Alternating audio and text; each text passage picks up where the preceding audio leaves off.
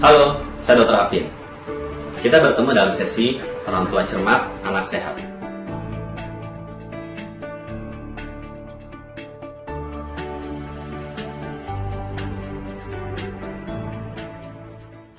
Demam pada hakikatnya adalah respon tubuh terhadap sesuatu, misalnya terhadap adanya infeksi virus atau bakteri.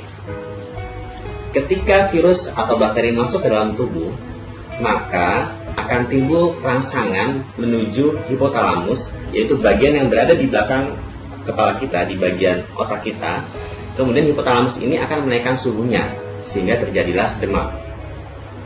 Ketika terjadi demam, justru virus dan bakteri akan sulit untuk berkembang biak dengan baik.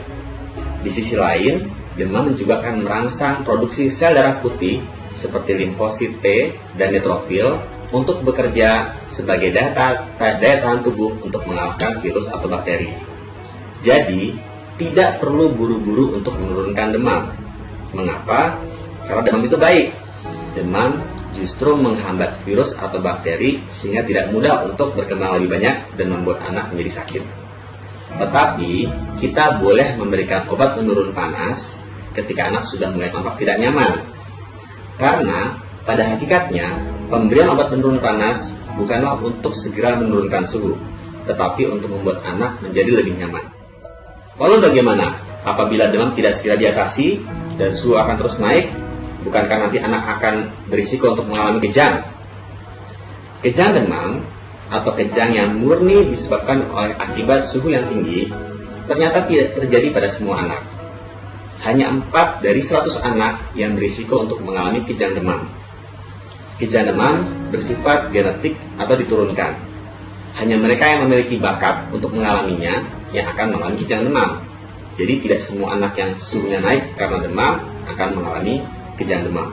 Dan kejang demam ini terbukti tidak merusak otak. Maka tidak perlu dikhawatirkan dari yang namanya kejang demam ini.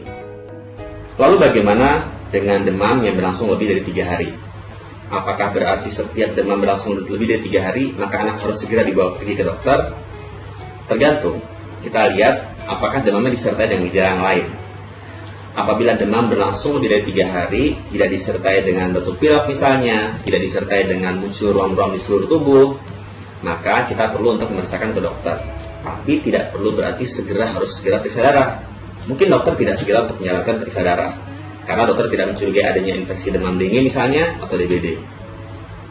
Tetapi kalau dari awal demam terjadi, anak sudah menunjukkan gejala batuk pilek, misalnya, demam yang berlangsung lebih dari 3 hari pun akan dianggap wajar, karena demamnya sudah jelas akibat common cold atau selesma atau batuk pilek. Itu justru menunjukkan tidak perlu adanya pemeriksaan darah. Sebagai orang tua, Anda harus menguasai apa saja yang paling sering membuat demam dan ciri-ciri yang mengharuskan Anda pergi ke dokter.